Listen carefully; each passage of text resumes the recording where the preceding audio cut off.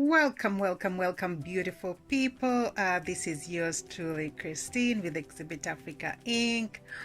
As usual, I'm back yet to share some information about our current series, which is African Art. Let's talk about it. I hope you've been following. If you've missed out on the previous episodes, please don't forget to go check back. So far we covered as far as the African arts goes, we covered the masks, we covered baskets, we covered handmade crafts as far as African people go. We've also covered music instruments. So we're going to be moving on to African textiles. So I hope you're ready. I hope you're comfortable. I'm comfortable, and I hope you're enjoying this series. Please don't forget to check out the full episodes on our YouTube channel, which is in the link based on whichever platform you're watching this. Also, please don't forget to support our Ubuntu initiative. So on the link, you're gonna notice our website. Our website will lead you to more details about our Ubuntu initiative. But more important, if you're interested in educational content as far as the African continent goes, this is the channel, or this is you want to follow us, okay? Just to keep it simple, make sure you follow us, and also check us on our previous videos where we covered 54 of African countries, covering art, culture, and lifestyle. So without saying much more, this is yours truly, Christine. Today's episode today's information is compiled by contemporary africanart.com. if you want to check them out. Brought to you by Exhibit Africa Ubuntu Initiative. Please, once again, go to our website so you can get a better understanding of what our initiative is all about. Okay, so today, as far as African textile go, we're gonna be talking about the uses of the African textiles. We're also gonna look at the methods of producing African textiles. We're gonna look at some of the traditional African textiles, which will also include tribal textiles, and we're also gonna look at some of the modern African textiles and how traditional textiles of fashion has evolved to the modern day textiles. So if you're interested in any of that, please stick around. This might take more of an hour or so. So we're gonna do 2 episodes. We'll split the episode into 2.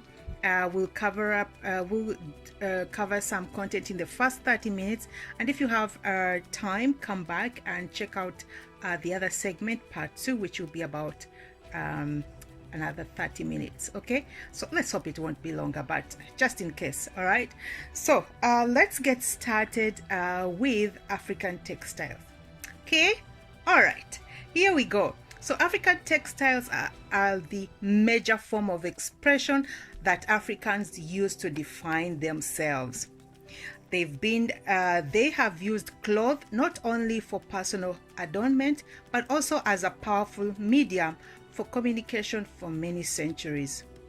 Their importance has often been overshadowed by traditional sculpture and masks, but in the day and age, we see how African textiles have become the most important, significant medium by which contemporary African artists are illuminating the connections and continues between the past and the recent. And the connections and continuities between past and the recent modes of African artistic expression. African textiles are also a means for us to acquire insight into the social, religious, political, and economic complexities of many African communities whose sophisticated cultures we may otherwise we may otherwise remain ignorant about. Besides that, African textiles are just so glorious to behold. They speak to us of ancient kingdoms and civilizations where a man was revered and respected, judged by the voluminous splendor of his cloth. Kente fabric woven in stripes in silk for the Asante Empire and its royal court. Skirts woven from raffia wrapped around Kuba Kings, resplendent men servants, and indigo blue tunics that are embroidered with elaborate design and intricate pattern by the Fulani tribe who live in Niger Delta and add a dignitary air to the wearer. Very few ancient textiles have survived the adverse climate conditions of Africa. Although numerous linen fragments have been collected from Egypt pre-Christ, the picture of the sub-Saharan Africa is less apparent, and the earliest textiles found in Niger dates to the second half of the 8th century AD. Following this, the Igbo Ukwo cloth fragments have been dated back to the 9th century and the 11th century AD. Pieces found in burial caves in the Telem cliffs in Mali have been attributed to the ancestors of the Dogon. Single-headed vertical and horizontal ground looms were observed in production of the Portuguese when they arrived in Africa in the 17th century, and Kuba clothes were discovered in Zaire in the 16th century. Now, let's look at the uses of African textiles. African textiles have had and still have an exceptional significance as a means of communication, information, and mutual association with particular communities. There is a spiritual and historical significance in not only the choice of colors, dyes, and type of threads used, but also in the decorative element, the symbols used in the figural compositions, which are directly related to the historical proverbs and events. They represent a form of storytelling often taking place of the written word and conveying messages of importance for an individual, family, or larger social unit. African textiles are often used for social and political comment or for commemorative purposes, marking special occasions like political or tribal events, weddings, funerals, burials, naming ceremonies. Historically, their usage was controlled by chiefs and regional leaders, and they were distributed with favor. As personal adornment, they are wrapped as skirts around waists and hips and thrown over the shoulder, or made into tunics or robes. African textiles are always worn, and African textiles are not always worn but sometimes used as backdrops, thank you very much, against which public ceremonies are held. African textiles are also used quite simply as items of warmth or cover, but centuries of traditional and a culture of crafting beautiful items imbues some African communities with an air of elegance and vibrancy in their clothing attire that one does not experience in the Western world, which chooses the conformity above the individual expression. Now, let's move on to the methods of producing African textiles. Cloth production methods include woven, dyed, appliqued, embroidered, and printed techniques. Printing and dyeing and hand painting occurred on all types of woven cloth and also on leather, hide, and bark. Fibers traditionally used for weaving are predominantly cotton, but also include wool, silk, raffia, bark, and bast fibers like flax and jute, which produce linen cloth. It is very seldom that a textile piece is produced by just one process, and when one considers that everything is hand executed in mostly rural circumstances, one has to admire the commitment and skill involved in making the piece. African textiles are highly collectible artworks and will continue to gain in value as traditions disappear and the authentic items become invaluable. Now, let's look at the tribal textile art. The following have been identified as some of the more well-known tribal African textiles, and they can be studied further in more detailed separate pages. Adirel. Now, please bear with my pronunciation if I'm not pronouncing this correctly. Please, guys, bear with me. So the first one we're gonna go with is Adire. It's an indigo cloth from the Yoruba of southwestern Nigeria. The next one is Adikra, which is stamp printed cloth from the Asante of Ghana. Asafo is uplift flags from the Fante of Ghana. Asoke is woven strip cloth from the Yoruba of Nigeria. Back cloth is painted from the Baganda of Uganda. The Dogolan is a mud cloth from the Bamana Mande of Mali. The Dida is raffia cloth from the Diba of the Ivory Coast. Fila, this is dye painted cloth from the Sonufo of the Ivory Coast. Kasa, this is woolen blanket from the Fulani of Niger Delta in Mali. Kente, this is woven applied cloth from the Asante and Iwe of Ghana. Kuba Oshowa cloth is from the Kuba of the DRC Congo. Adop, this is resist dyed indigo cloth from the Bamileke of Cameroon. All right, so let's look at the traditional clothing. African clothing can be a symbol of status, creativity, and elegance to tribal roots.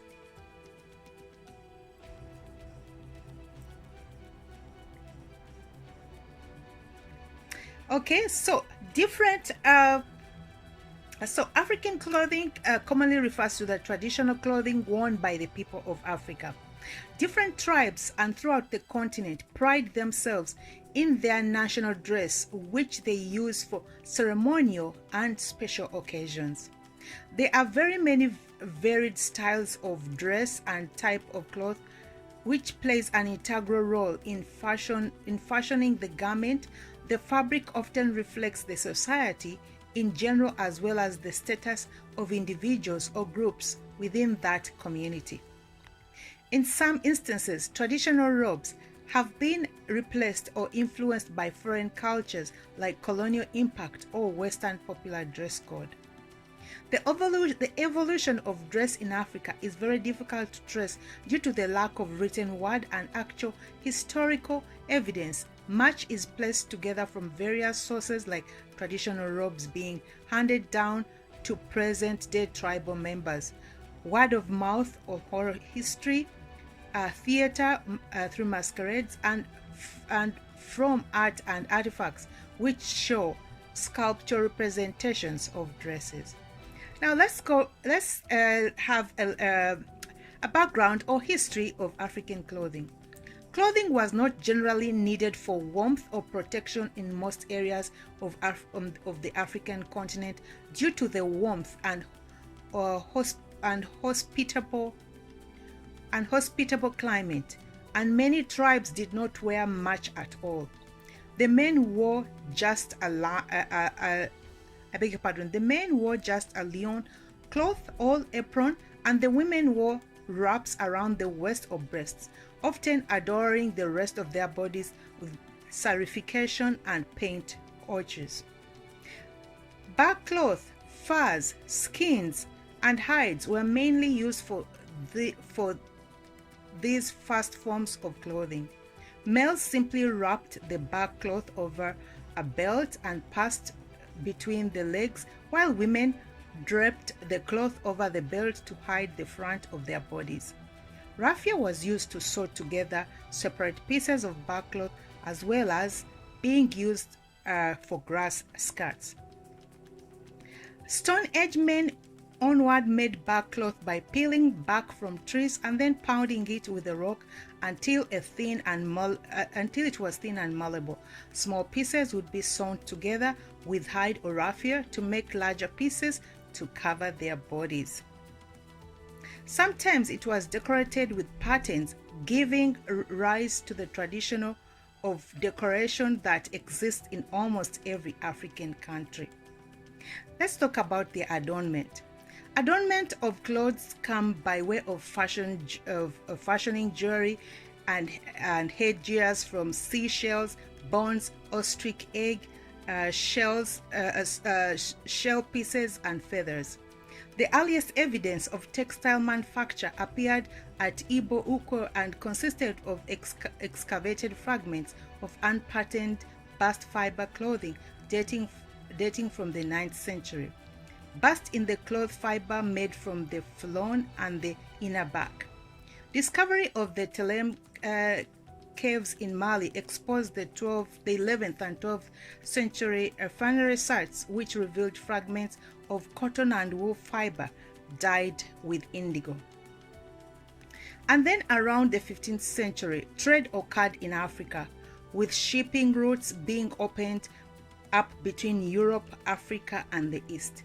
Exotic items arrived on the continent and began to be converted by the local inhabitants for decoration of their local cloth.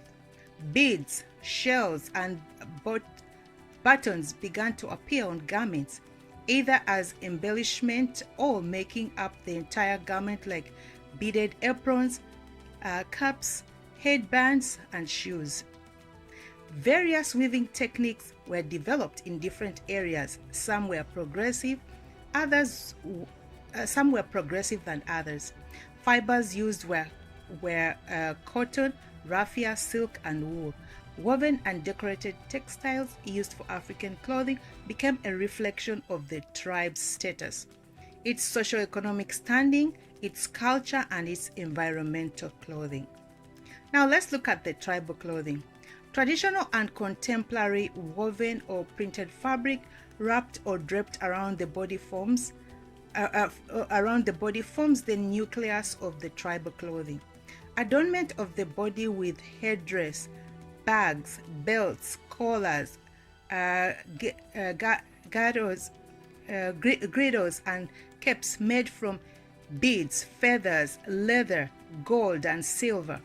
Seashells, ostrich egg, ivory buttons, fur, skins, bone, animal tails and hair, raffia, wood, grass, bells, and pressed metal all contribute to a rich and embellished costume used for tribal purposes.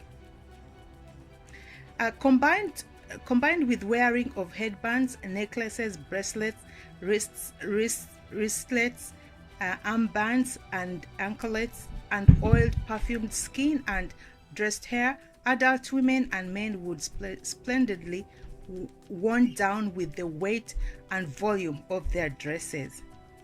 The skin of an animal was often chosen for symbolic significance and showed tribal allegiance to personal totems.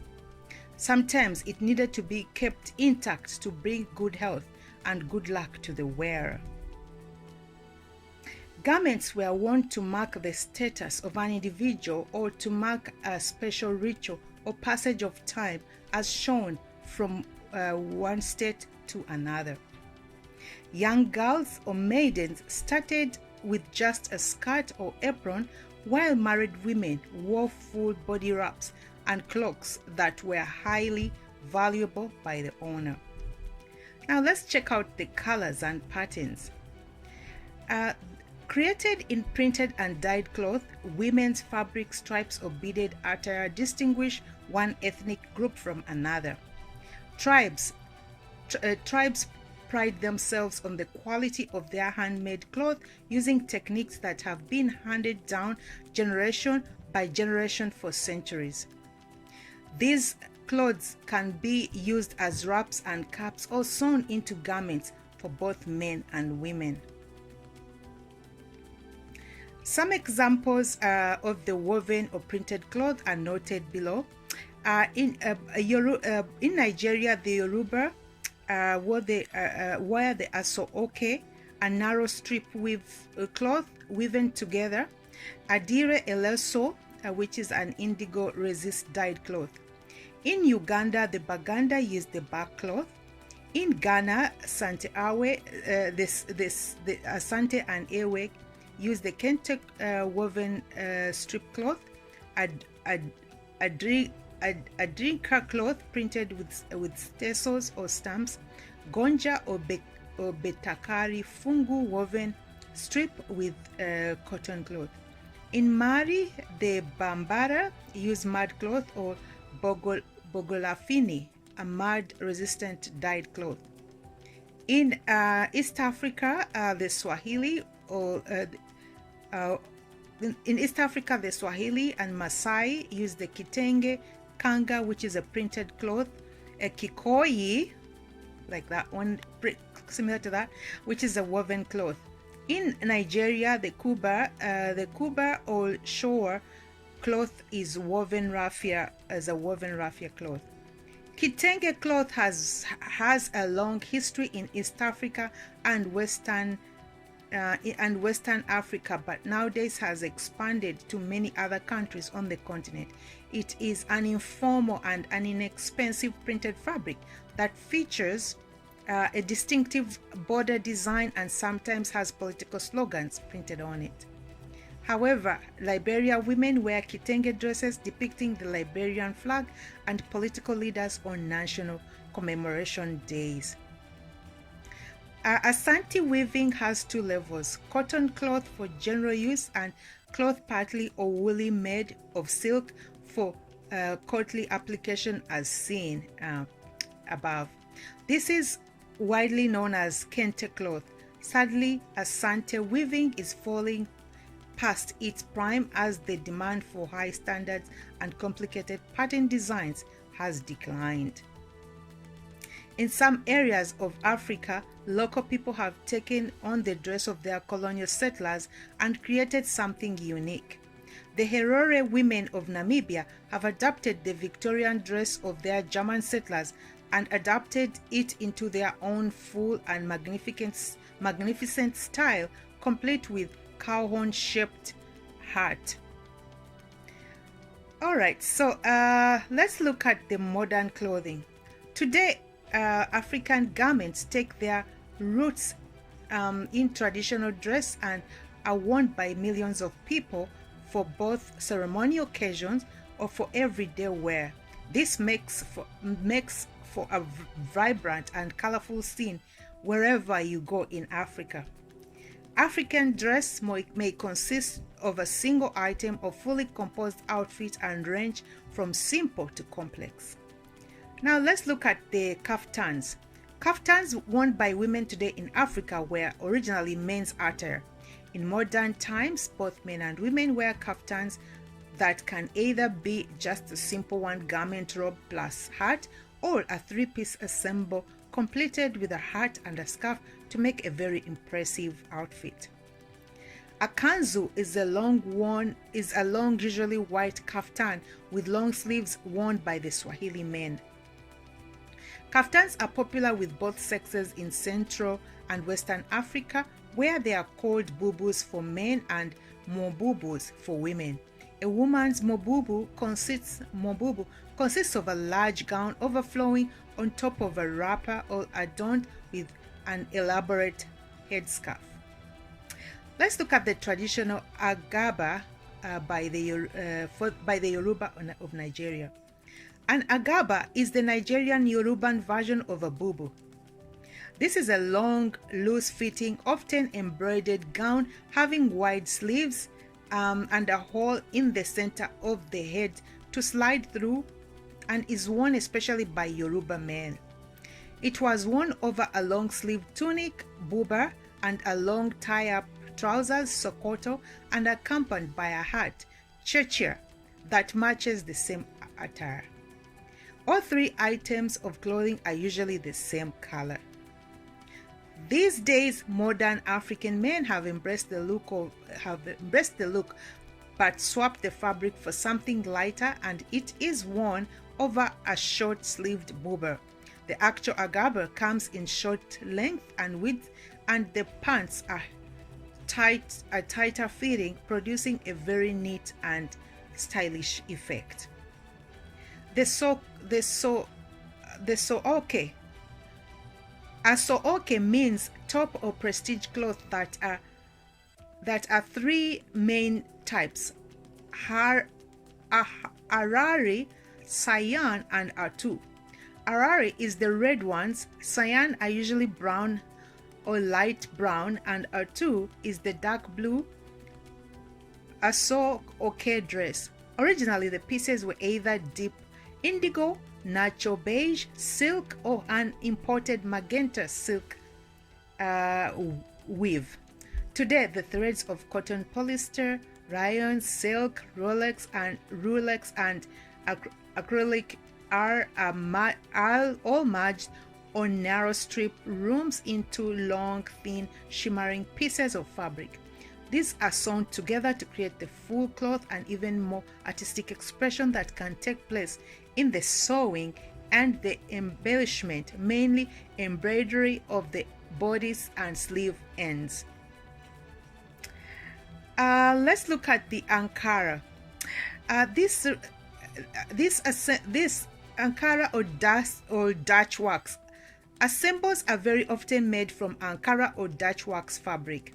They can be elaborate outfits with hats and scarves, or they can be simple wrappers which are worn around the waist with a westernized skirt, frequently acquired from the second-hand cloth business that has swept the continent in recent years.